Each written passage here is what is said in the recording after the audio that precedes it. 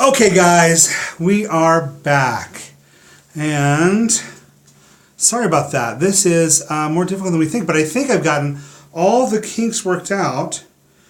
I just feel bad, so please forgive me for trying to figure this out and not doing as good a job as I could. I am trying to get everything to be correct here, and I think I'm getting close. So there we go. And we have one person in here with us, which is great. So I appreciate that so much. When you get a chance, just type in there, let me know who's here. I think it was Tina who was here earlier today, and so I'm really excited about that. We're going to keep working on this and get it better and better. Right now I'm feeling really good with where we are, and our stream looks to be very healthy and like it's up and running.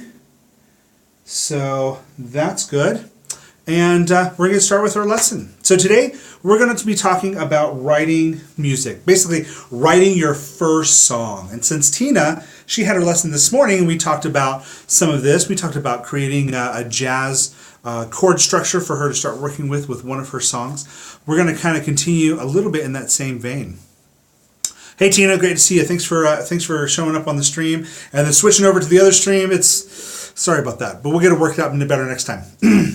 Anyways, a couple of the things that I do when I write music is the first thing I do is I really try to create a structure for the song that it's going to live in. And I can create this structure in a couple of different ways, but the way that I have found that works best is through improvising. Actually getting on the piano or the guitar or the drums, and actually just starting to play around with the things that I'm working on to help make things work a little bit better. So I will sit down at the piano and just start kind of noodling with something until it starts to make sense. And there's a famous composer whose name is George Crumb. Tina, I actually mentioned, I suggested his compositions for you to listen to. And George Crumb, one of the things he did is he would sit in a room with his piano and just play a series of notes over and over and over again, and until they started transforming, until they started making something new, making something interesting happen. And when he did this, it was really kind of a good experience for him, and he's been doing it for years and years and years. So it's not like it just happened. But the transformation process by selecting just a few notes and working them over and over and over again is really a good experience. You can do this on a piano, you can do this on a guitar, you can even do this on something like the trumpet. So if I'm just going to grab this guy here real quick. I can take 3 notes that I want to start working with my composition, and I can just start working them over and over again until they start feeling something interesting. So for instance,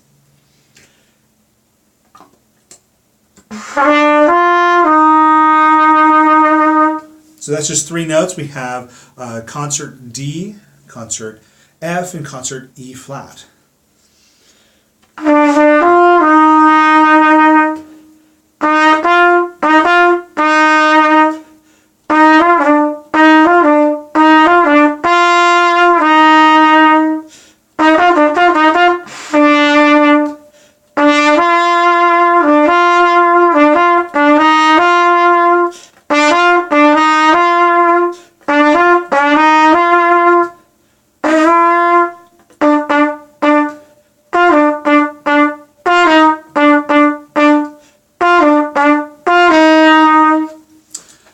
So you can see just by taking those 3 little notes and just working them over and over again, I already came up with several ideas that would be really, really good for a piece of music.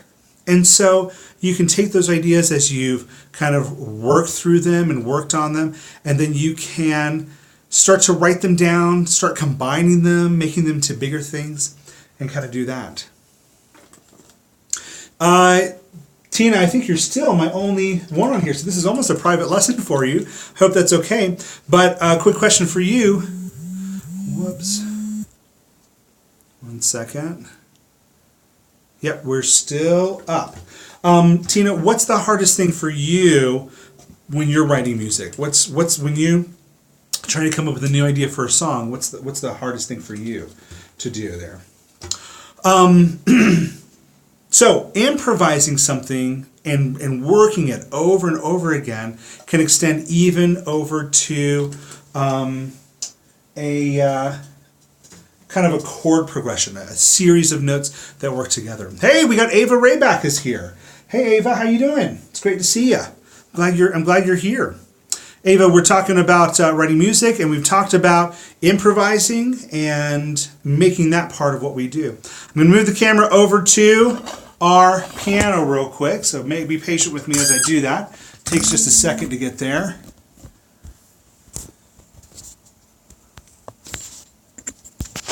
Just 1 second.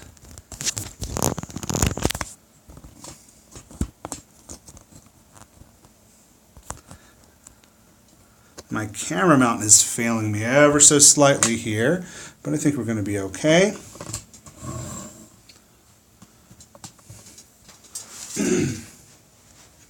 And then over here at the piano, let's take a look at what we're talking about.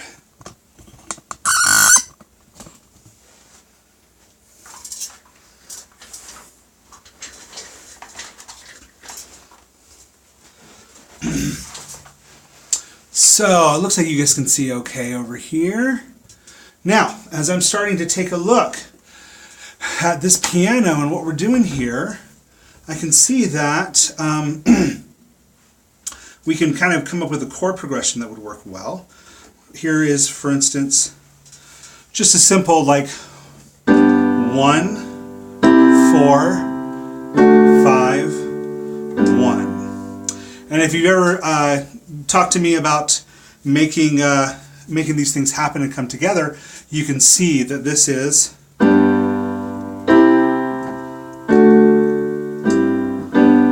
that first chord progression that we learned, the 1, 4, 5, and 1.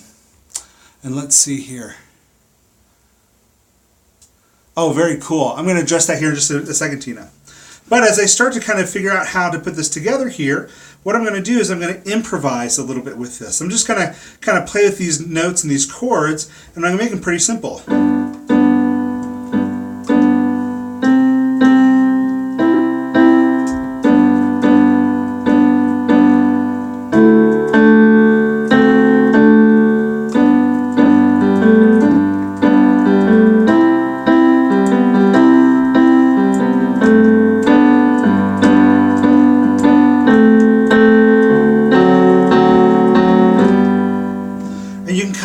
I'm not even doing anything too complicated here, but as I'm starting to work through this, I'm really trying to make things simple, make things really, really understandable, bring things together really well. And I'm adding things as I keep playing the same thing over and over again.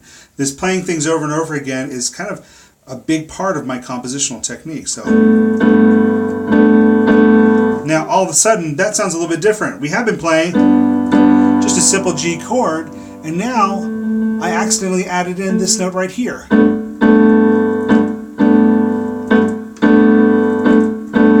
I like the way that sounds. That comes from improvising a little bit.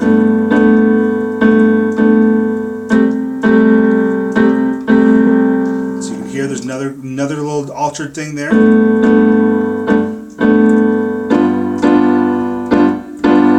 I like that one less. Let's try this.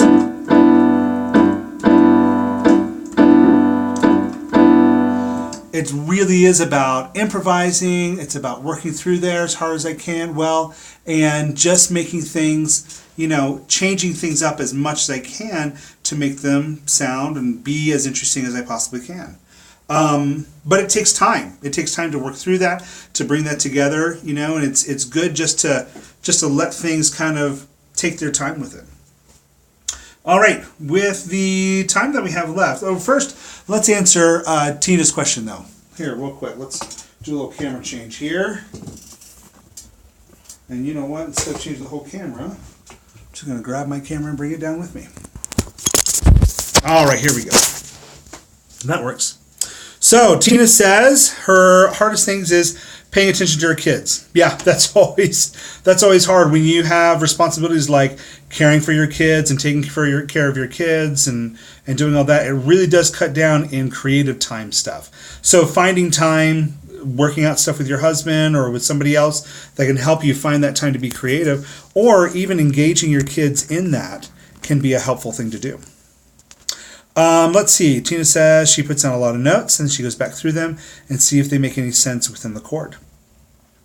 And that's kind of a big part of composition too. You are just kind of doing that improvisation, but Tina, you're doing it inside of the music program. And I would love to see you do some of that improvisation on the guitar or on the piano, even if it is very simple, even if your piano skills aren't up to what you think is possible. Then you can take what you've learned from your improvisation session and bring that back to what you're doing. A lot of people think you need to know a lot of theory to be able to do that kind of thing, but really it starts off a lot of improvisation. Ava, have you ever written anything? Post the thing in the thing and let me know if you've ever written anything and how it went. All right, is that working? Can you see the piano okay? There we go.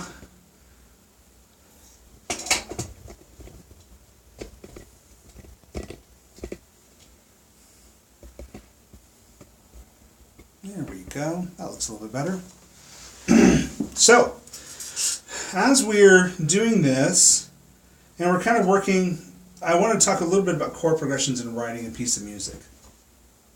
When I work with students at the very beginning, what I like to do is, hold on one second, my camera's all scalampus. Let's see if I can get that fixed here.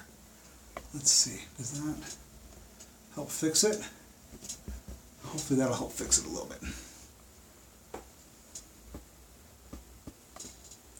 When I'm working with a student, a lot of times we'll take a simple chord progression down here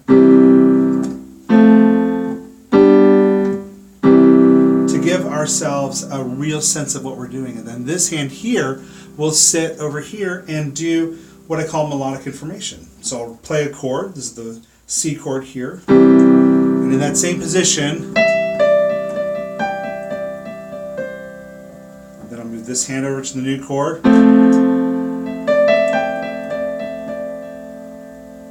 new chord, and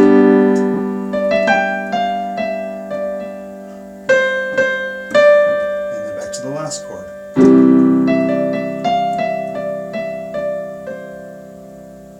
So that really kind of helps give you some sense of, what your chord progression is and how things should live inside of that. And it gives you that opportunity to improvise in a low stress environment.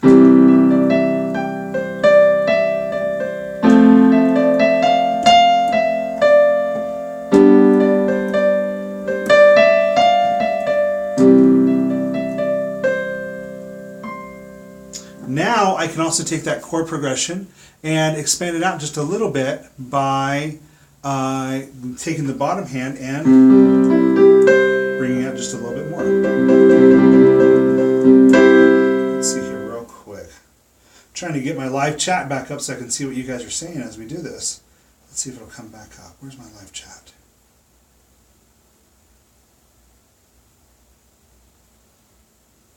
No live chat for right now. I don't know how to bring it up. That's okay. Let's see, Tina. This is why it's kind of weird. I have to do it like this. Let's see. This is Ava. My phone died. I've written lots of lyrics and put ukulele chords in them, but nothing fancy. Hey, Ava, that's like the beginning of all this. Let's see. Tina says, I'll have to work on piano, probably with your help, but I am seeing that tinkering is a big part of inspiration. Yeah, it really is. It's all about playing around with the sound and cycling on things. Getting things over and over and over again. Ava, I'm definitely going to do one of these makeups on writing lyrics and using a ukulele or a guitar to start putting those together. So I'll let you know when that happens as well. Okay, let's take a look at this one more time. Now I'm going to expand out this hand. I was just doing big block chords, C, F, and G. And now what I'm going to do is I'm going to kind of expand it out a little bit.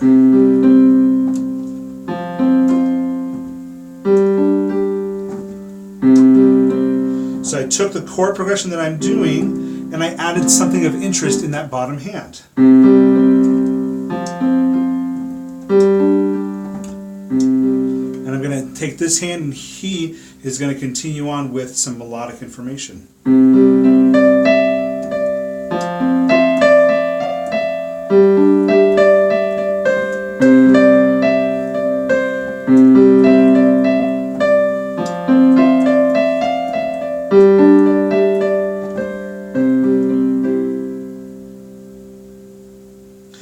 So as you're kind of starting to look at that kind of thing, living and working with a chord progression from the very beginning is going to be a huge, huge help. And this is kind of a weird thing. Let's see. Let me see. I'm going to do a little camera change here real quick. Very, very quickly.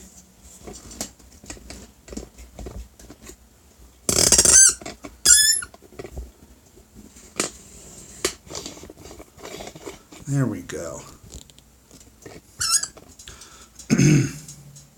So, as you're working through writing a piece, doing a lot of improvisation, coming up with a chord progression that can help you build upon that. And if you're really interested in that, let's talk about it during lessons, because learning how to come up with that chord progression, get that chord progression in the right way is a big part of making your composition kind of like make sense in the world. Now, there are lots of compositions that don't make as much sense because they're dealing with a different type of harmony, a bigger, badder harmony type thing in the sense of composition. But generally, we try to kind of keep them in a world that people can understand.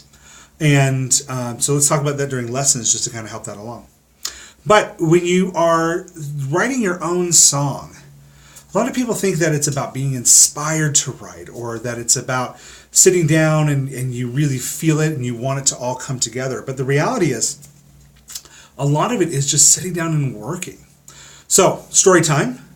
I had an experience 2 weeks ago where my wife called me up and she said, "Hey, Art, I need a jazzy piece for this work thing that I'm doing." And I was like, okay, great. And I actually sent her a link to some websites that sell music that you can use for that kind of project. And she says, no. I know about all those sites. I can buy something if I want to. What I'm looking for is something my husband wrote that I can put it in there. And I don't know if she was going to tell people about it, but she wanted something that I had written. And all of a sudden the crunch was on. The video was due on that day. I only had like maybe a few hours between my morning lessons and my evening lessons to get that working out, to get that in the right place. And so it was crunch time. At that point, I had to write something and it had to come together. That kind of crunch makes you create something. Whether it's going to work or not, you have to work on it. So, as you're working at home and you're trying to figure out how to make something, sometimes giving yourself a deadline to finish something will help you along with the creative process. The idea of sitting here and noodling for a long time and bringing things together and trying to figure out something that sounds good is good, but sometimes you need a deadline to push you to the end of that song, to the end of that project. And that's a good thing to do. Like, go ahead and make sure you do that. Get that project done. One of the things we haven't talked about that I do want to talk about before we finish up here is the idea of different sections in piece. And this is called the form of a piece. In pop and rock, we have a form of verse, chorus, chorus. Sometimes there's a bridge. Most of the time there's a bridge. And then there's a verse and a chorus. So I'll ask you, Ava, have you ever written a verse and a chorus for one of your ukulele songs with lyrics on it? And Tina, I know that you have been doing that, although they don't really conform to what you would consider like a pop or a rock song. They still have that sense, something that returns back. In that form, the chorus, the verse is kind of telling a story, or it's telling like information that keeps going through. The chorus is telling us the overall kind of feeling of that song, and it gets repeated. So it'll be repeated after the first verse, after the second verse, and after the bridge. And so it needs to be something that's catchy, that's cool, and that does that. And that's one of the types of forms you can use when you start learning to write a song. Now, if I go to write a song with that kind of structure, I might start with the verses, I might start with the choruses, whatever it is I'm doing, I am trying to write something that's cohesive. And it's a lot of improvisation. So for instance, just for kind of a silly song here, let's see if you can see that piano down there enough. You see that enough? There we go. I might just kind of go and write a song.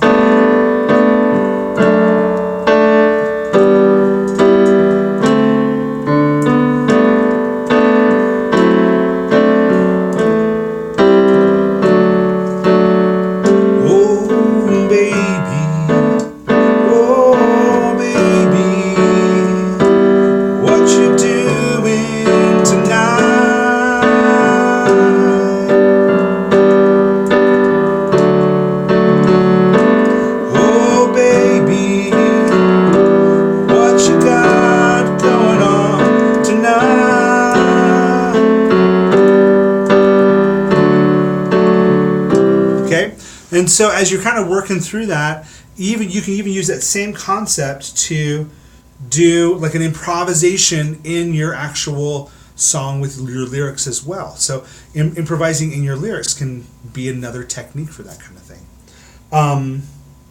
But that would be kind of like the verse section of my song, okay? And then I would have another section that would be the chorus. When I go back to the verse, I'm going to use that section again, maybe with different lyrics this time, most likely. And then I'll have the chorus again.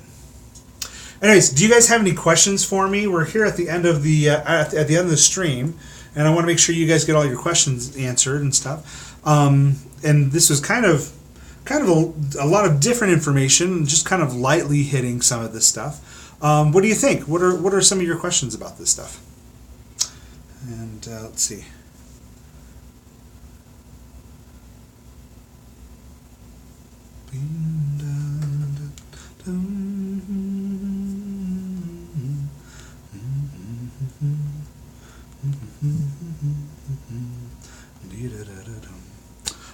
And we might not get any questions. I don't actually know what the time is for people to have questions, like to respond back, because I've only been doing this. I've only done this twice. This is my second time, and so it may not have a big thing on there. Let's see here.